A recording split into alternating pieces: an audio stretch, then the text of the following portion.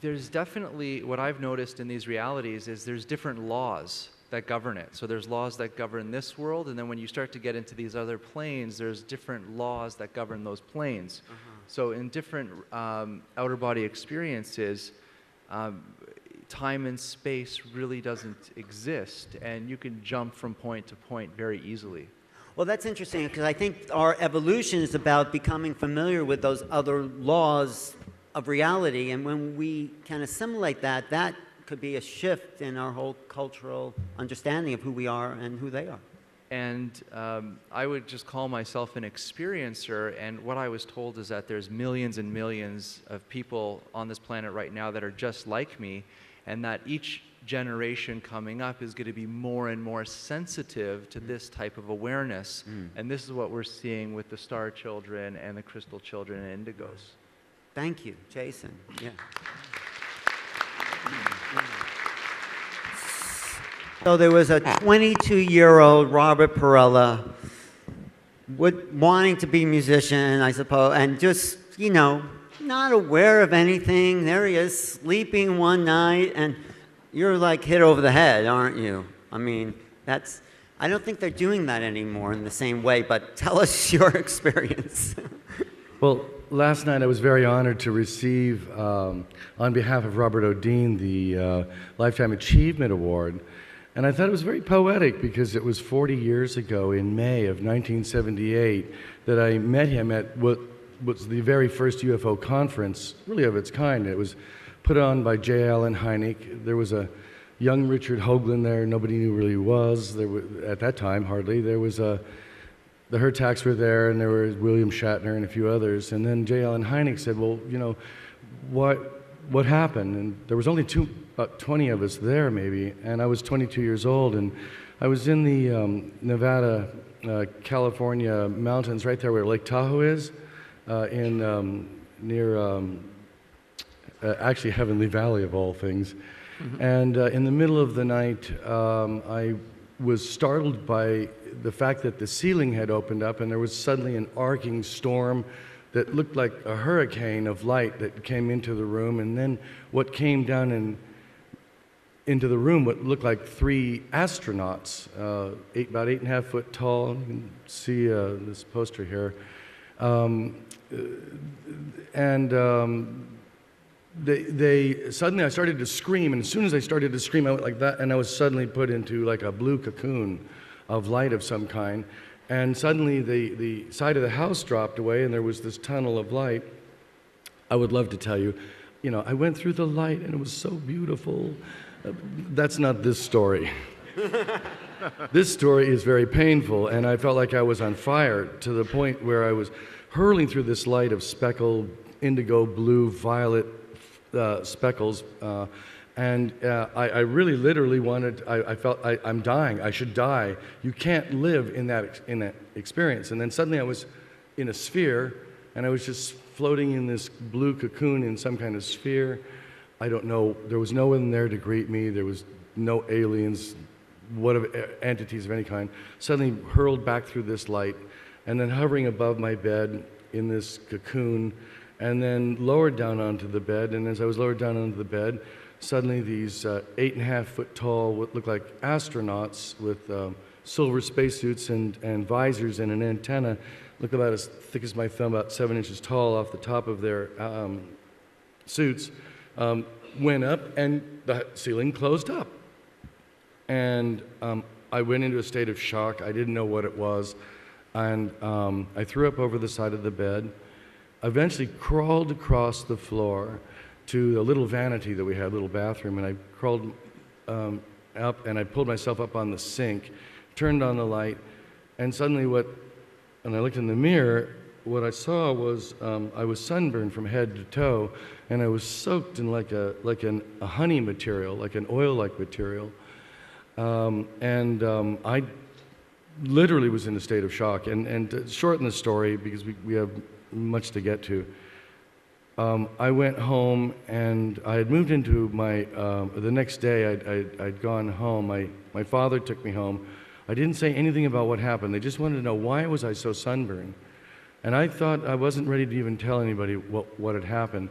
And I moved into my apartment the week before, and when I got home, I closed the door, and that was the first day I was going to live alone.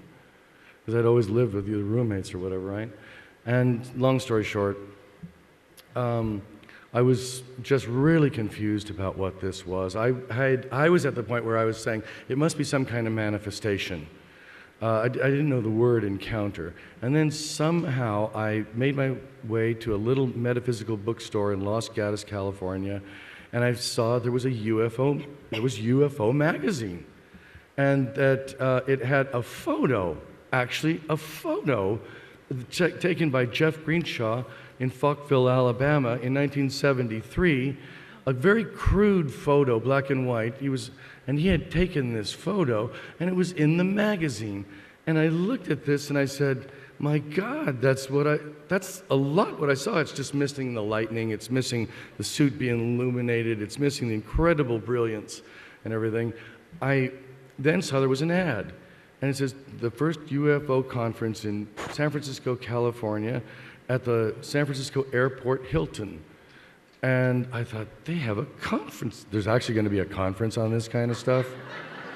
You know, now look where we are in the year 2018. Never dreamed I thought I'd be here. And it said Robert O. Dean, never heard of him. It said J. Allen Hynek, I barely heard of him, and a few others. Stanton Friedman needs to be mentioned. He was there. Brad Steiger, who wrote Alien Meetings, was there. And then there was only about, I don't know, say 12 other people, curiosity seekers, right? And I wanted to get my story down on recording. Remember the little cassette recorders we used to have, right? And you pull up the little plastic window, you put in the cassette, and you push it down, plus play and record. I wanted to get my story. And I was telling him what happened. I was very confused, and I was very scared. And he said, I believe you've had what we call a close encounter. And I just literally at that moment, my face just melted. I thought, my God in heaven, is this possible? Extraterrestrials actually visit people. And suddenly there was a man kept on the side here, like to my left, kept interrupting. I said, well, no, wait a minute. And I wanted to tell J. Allen Hynek the whole story. I was trying to get it down. I said, now hang on a second, blah, blah, blah. And finally, when I turned around to see who it was interrupting me, I turned around and it was William Shatner. And can you imagine me driving home with my friend Dan? And he said, do you realize just what happened, Perella? And I said, what? He said, do you realize the first time you ever told your story, you told it to Dr. J. Allen Hynek, the leader of UFOology, or whatever they're going to call this, and you told your story to Captain Kirk. Now, the universe has a real sense of humor. Later, and I'll just end by saying this, what does it lead to, and how does this apply to you? Really, this led me to searching for the origin of the soul, the nature of existence, how we're connected to the universe, how spiritually we are here on divine appointment. We're not here to just, something called you here by divine appointment or you wouldn't be here. So something is calling you here because it wants to lift you to a higher ideal and higher understanding.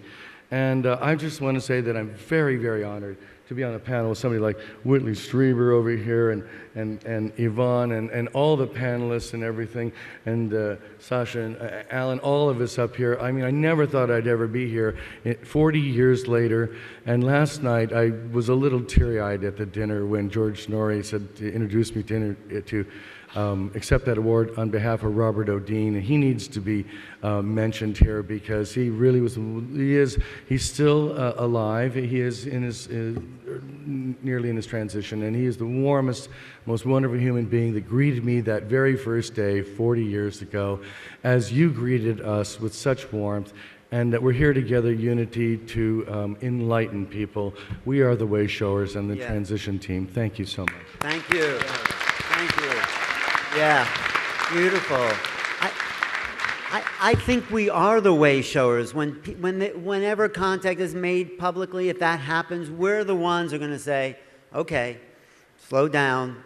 It's going to be okay. And we are integrating this. I think there's a new level that's happening in these group leaders. There's an interface of more spiritual awareness that Robert talked about. So it's not just hardware or their UFOs. What's happening to us? What's our evolution?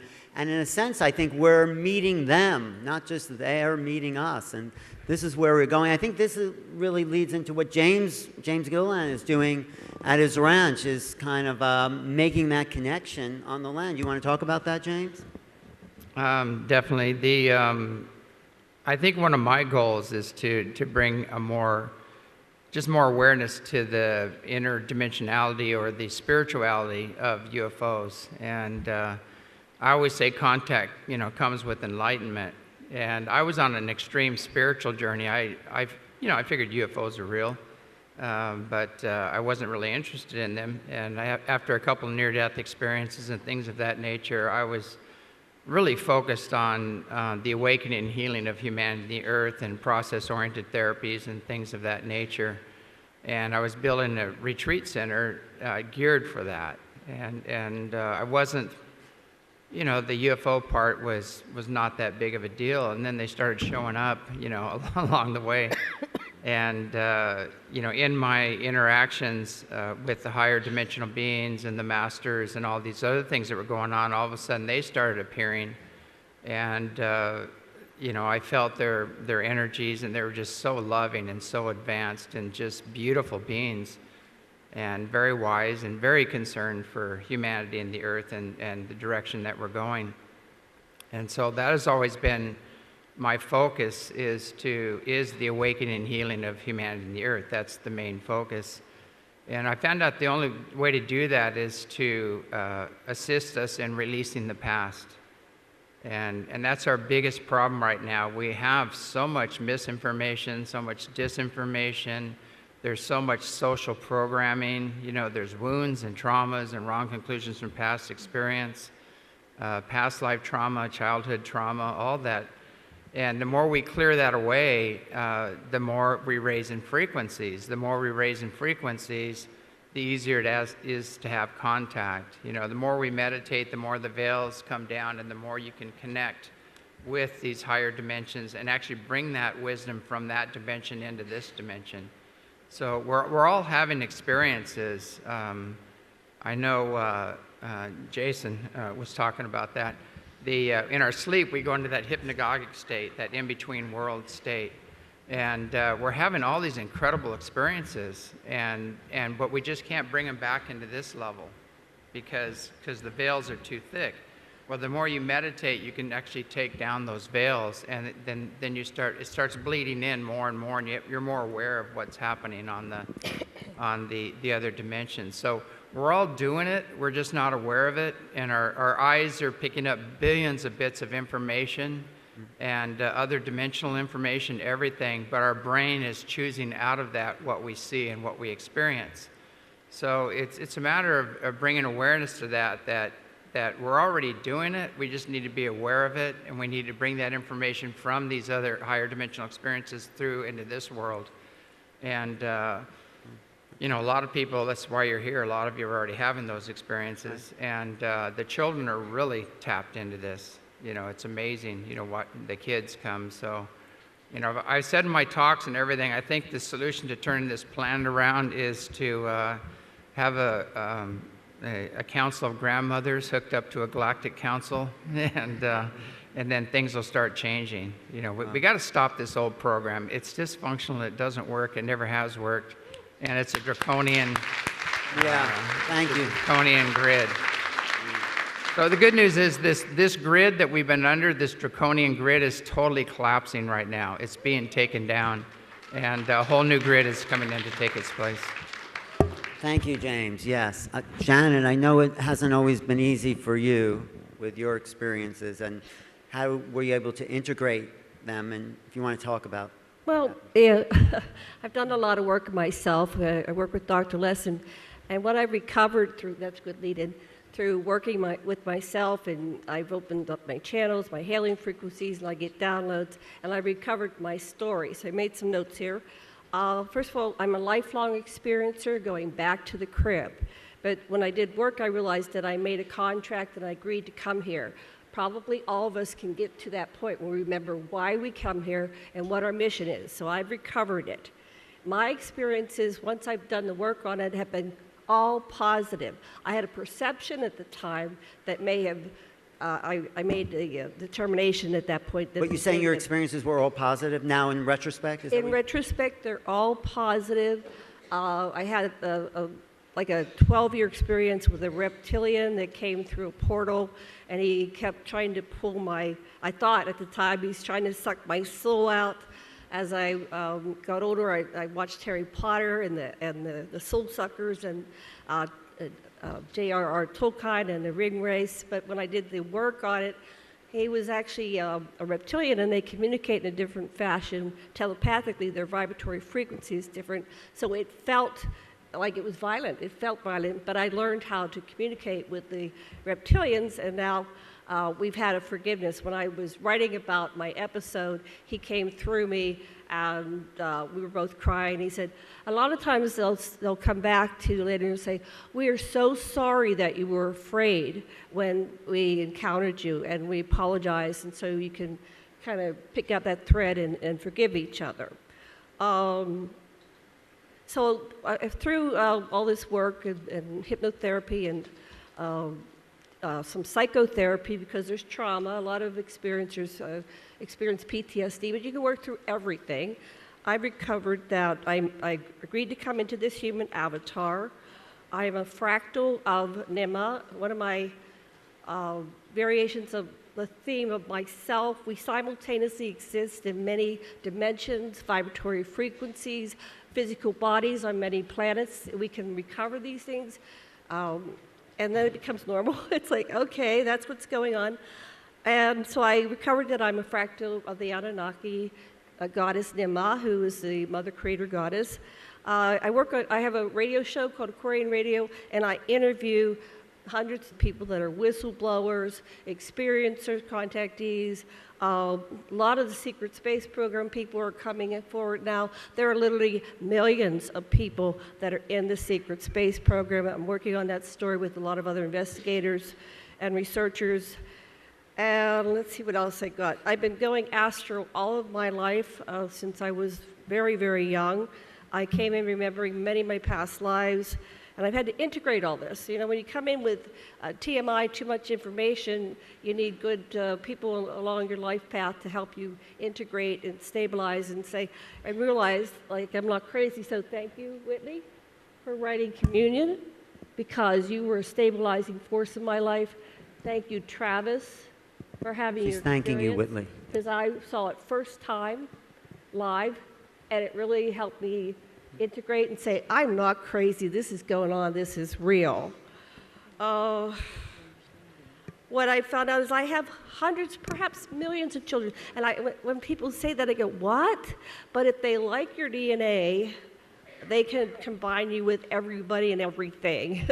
So you have many variations on the, I think Emery Smith called it the 5-star pattern, the head, 2 arms, 2 legs, and they can look like anything. So we're going to find out there are, millions of different species. I go to council meetings. Sometimes there's a dozen people. Sometimes there's 100,000 unique, distinct individual beings. And they want to know what's going on here. So I report to them what it's like being a human female on the planet Earth in 21st century America and the island of Hawaii. And I'm not the only one. You may, through your work, find out that you too are an ambassador. You too are going to these meetings because they really, there's a faction that love us, and yeah, there's these wars going on, but that's just a subsection of existence, and it's time. We're growing up, we're waking up, and we're evolving to that point where we're going to know what's going on. We said we're growing up, you said? Yeah, we're growing up. We're growing up. Humanity is growing up. And just a couple more things, and I'll pass the talking stick. So now, eventually I was taken to see the dragon. I call it the dragon at the end of time because it's where we shifted from this dimension to another dimension on Johnston Atoll, which Dr. Michael Sala talks about. And there was a meeting in 2009 when Obama took the presidency, the role of the presidency, and they met and they were discussing, I guess, something I wasn't privy to. But my part was I was there from 95 to 97, and at the end of my time there, they took me to the underwater installation. People call that a My Labs, but actually what I discovered is I'm some kind of key, because when they took me down to the Dragon, and there was this wall, and somehow I was able to dissolve the wall. There were 1,000 or so Anunnaki there. There were tall grays, medium, short, hybrid grays, humans. Everybody was there, and I somehow was able to communicate. Can't do it here, but plugged in, and every question they asked simultaneously was answered, and other questions, and it kept going until, I was returned to my bed. That I blanked out. That's hard to recover. Thank you. Yeah. So through my research with the other experiencers, and especially the Secret Space Program, they value humanity because we have what's called the metagene. And the metagene is the end result of the genetic experiment of humanity, where they've combined all these different species, which comes down to Homo sapiens sapiens. And so that's why they don't want to destroy us, because they don't know how to create it again. It was like an experiment, and they accidentally created the metagene. The metagene allows us to bring down the highest level of non-material into the physicality. We can bring heaven to earth. That is why we're so important. We have the ability to manifest, to be creator, co-created gods with source. And that got switched off, and that memory's being suppressed, and they're terrified of it. There's a faction that's terrified that we're going to wake up and we're going to go, nope, don't like it, boop, boop. And we always have to be kind and loving and conscious. That's the end result. I'm going to stop now. It goes Thank on you. and on. Thank you. And we worked with Dr. John Mack. I got to work with him a couple times. And Dr. Sasha Lesson did the holotropic breathwork under Stangraph with Dr. Mack for 2-3 years. And So you studied with Dr. Mack, Sasha? No, I was in a program with, we were students of Stan Groff, and we were facilitating hundreds and hundreds of people in holotropic breathwork and theogenic journeying. And so I've been able to, and many, many people in this context have had extraterrestrial contact memories that come out. Well, what was the most interesting? Because I think we're all familiar with, pretty much what happened, but what really stood out as like a transformative experience? What I realized from working in this field many, many years is that we've made spurious dichotomies among different kinds of paranormal experiences, and that experiences of past lives, near-death experiences, conversations with the deceased are all part of the same thing. Are all part of the, once you get into a singularity within you where you're not letting your intellect control where you go, everything is accessible within your own Akashic records with what is in you and wants to come out. And so that I don't remember being on a spaceship or anything like that, but my whole life I've had visions. I had visions when I was very young. This is what stands out for me in my journey work, of Israelis and Egyptians. They were at a war at the time that I had this experience, digging great holes with machines and driving their tanks and their weapons of war into the pits, and then taking tractors, and everybody got shovels, and we all threw dirt on the weapons of war, and then my people, I'm a Jew, showed them our dances, and the Egyptians showed us their dances, and we joined hands, and we looked in each other's eyes, and we forgave each other. And this is the vision I've had my whole life. I'm a peace activist. I was faculty sponsor for Students for a Democratic Society. And it's not just me. Susie Hansen has identified us as the third wave. We're here to promote peace. This is the time for us to take the words of Jesus into our hearts and unconditionally love one another and love the planet and love the beasts on this planet. That's what stands out for me. Thank you. Thank you. Beautiful. Wow. Is that, I mean, how do you follow that? I would say a little bit about my hypnosis technique. Sure, all right. Okay, so, and this is really important. When I work with a person, I don't the details of their contact.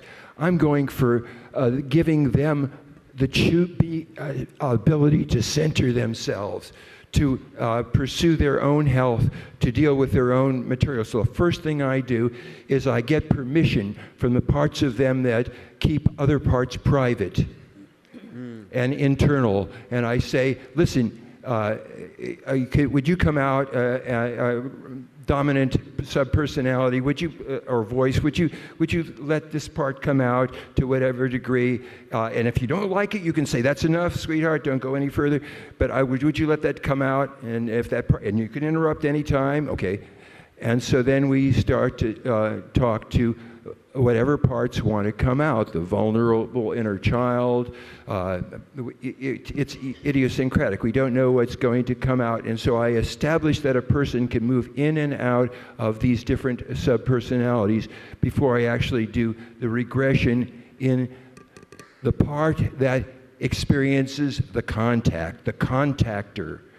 Most contactors have at some lifetime or sometime in this lifetime given permission for this to happen. Everything is, it's a holographic universe, and everything in the universe is in every one of us, in every molecule of the universe, and we're in all of that. And so once we have permission to access things, they come out to whatever degree we can assimilate. And after the experience is over, we return to our center, where we can then experience the part that wants to conceal and the part that wants to reveal, and honor them both. And we can access our fair witness that says, what is the context in which we're operating? You can say different things here than you can say to the cop that's stopping you and for whatever, because you're the wrong color or whatever. And so, you have once I have established that happens, and there's ways of expanding whatever happens in the hypnosis. For example, if a person is saying there's other beings there, or there's other objects there, you say, well, if you were that object and you had a consciousness, what would you say? In other words, never introducing anything new, but always taking whatever the person had and expanding that. In the end, the person is the chooser, and we practice. You can bring this part up, the private part, or you can bring the sharing part up. And now I want you to come sit where I'm sitting, and you become the inner hypnotist and therapist, and let's discuss this person's thing. Now you've got it. Now go back to center. You now can be your own hypnotherapist, and then we'll do the next step, which is I want you to withdraw your energy from me and anything that I might have contributed. Everything you've learned is now yours to access. That's it. Thank you. Thank you.